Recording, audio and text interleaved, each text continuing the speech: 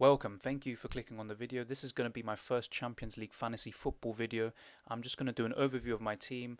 It's a mini preview, but in fantasy league terms, because I did do an actual preview of Champions League games with my score predictions, my thoughts on the teams lining up. I did a part 1 for the teams playing next week, and I'm going to do a part 2 for the teams playing the week after. And yeah, I'm going to go straight into it. I will explain the decision behind why I have each player. Alisson in goal. Now, I tend to not have the keepers of that bracket, 5 million or over, but with Alisson and Liverpool, 8 clean sheets in the last 9 league games. Liverpool have turned the corner defensively. At the beginning of the season, they would concede one and it would be really frustrating, but yeah, I think now Alisson is one of the best goalkeeping options, and that pretty much started with this game against Salzburg. And they started to be a bit more assured defensively. I used to have Keylor Navas, but I don't trust PSG in crucial moments and in the knockout stages to keep on producing in terms of clean sheets, despite the fact they've conceded 2 goals. And I also have another Liverpool defender in Trent, and you may think, wow, 6.8 million for 19 points, but he did miss this game against Genk, and he came on as a substitute against Napoli. He's only got 1 assist so far, so I do think that the assists will come and the goal contributions as you would expect with Trent Alexander-Arnold. And yeah, I expect a few clean sheets even against Atletico Madrid, at least one of them. And after that, it really depends on luck, like who do they get in the next draw. So yeah, and that's if they go through, but I would suspect so. Then Bernat, he is listed as doubtful because of an illness, but he did come on as a substitute against Amiens in the 4-4 draw. Now that's a thing that PSG have in the locker, conceding a lot of goals. And yeah, but I have Bernat because he's one of the highest scoring defenders, and he's got 2 assists. And yeah, he had 5 clean sheets, but I do think that the attacking potential is there. Yes, he got both of them in the first game against Madrid, and since then he's got none. But him and Meunier, they bomb forward, and they're very good at attacking wing backs. But yeah, and Hakimi, same thing. He's got 4 goals. He has that goal threat because he plays on the left hand side. He plays in a really advanced role. And clean sheets, I'm not going to expect with them. Dortmund have 2 clean sheets, but I don't expect them to keep one against PSG. And if they were to go through, I don't even know. But yeah, the reasoning behind the defenders is to have attacking fullbacks who cross the ball a lot, who get into advanced positions, and who could get attacking returns. And that's a dream for a fantasy league owner. And Di Maria, I think the PSG front 4 is incredible, and Di Maria is the cheapest one, and I think he's a bargain at 8.6 million. Yeah, he's only got 6 points in his last 3 games, but he did miss one of them. And Dortmund's defense isn't exactly great, and at least in the home game, I do expect Di Maria to be involved in the goals. He's got 3 assists, 2 goals, just like Messi, who I'll go into in a bit.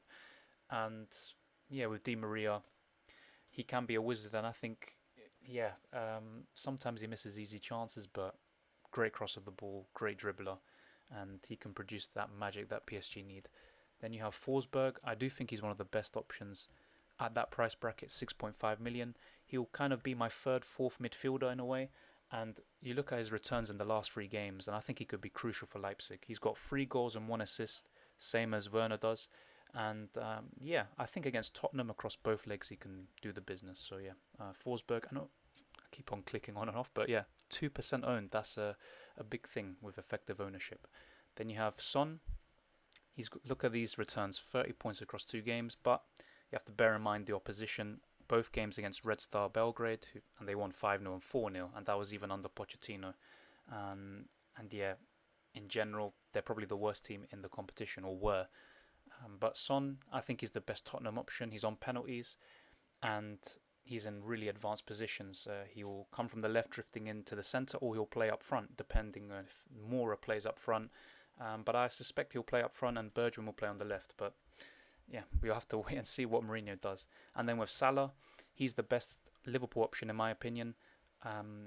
With Mane in the league, you could say, oh, you could go with Mane, and fair enough. But in the Champions League, Salah last season was the best option, and again, 4 goals, 2 assists. He's going to be my captain, but I'm not going to lie, I don't suspect him to score a hat-trick or a bucket load of goals or assists against Atletico. I think it will be maybe some odd scorers on that game, but I've got him captain just in case. And then Robert Lewandowski, I might switch the captaincy to him from game to game, because from a Tuesday to a Wednesday and to the week after you can change your captains, and I might do that. Lewandowski, 10 goals in the Champions League, the top scorer, and he plays Chelsea, who aren't reliable defensively at all, and he's been the best Champions League player. And yeah, and he missed a game, and he's got 53 points. Imagine that. He's returned in every single game he's played in. Incredible. And I'll be hoping for more from him because he's helped me get to a high rank. I'm in the top 10k, I think, yeah, or 12k. I was at one point in the top 7, 8k, and yeah, he's a big reason for that. Then with Messi, yeah, it's between him or Ronaldo. Ronaldo's in the better form. He's scored in every single game in the not even just the Champions League, and then in any competition this year. But then again, both of their records, Messi and Ronaldo, in the Champions League haven't been great. Messi has 2 goals and 3 assists, but he's only played 4 games really. He missed this one, and in the first game against Dortmund, he came on as a substitute. So you have to bear that in mind. But I do think he can come good, and Napoli are not good. They're 11th in the league. And yeah, they may struggle in Naples, but in the home game, I expect Messi to shine, and he's the only reliable Barcelona player, for being honest. Then you have Haaland. He was at 4.5 million, the best option, and he still is at 4.7. Even if Dortmund get knocked out, for these 2 games he can produce 8 goals and 1 fantasy league assist. Yeah, Haaland is one of the best options, and it's not a risk because if he doesn't produce, he's only 4.7 million, and you can substitute him for anyone you have on your bench.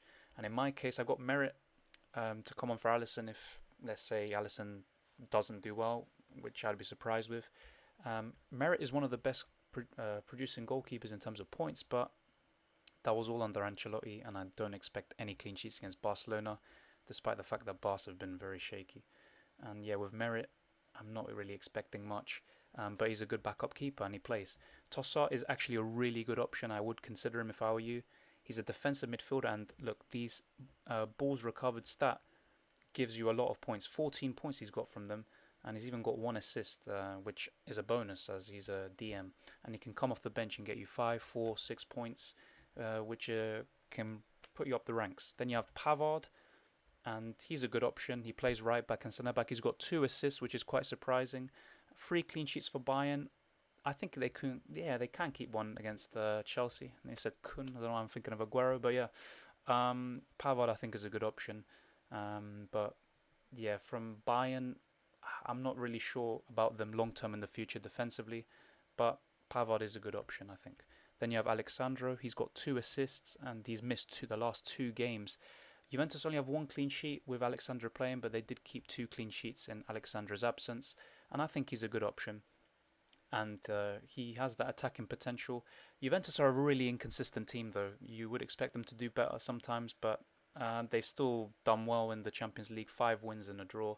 And yeah, I think it's a balanced team. Obviously, it can be improved, and this is not the fixed team. It can change before the deadline.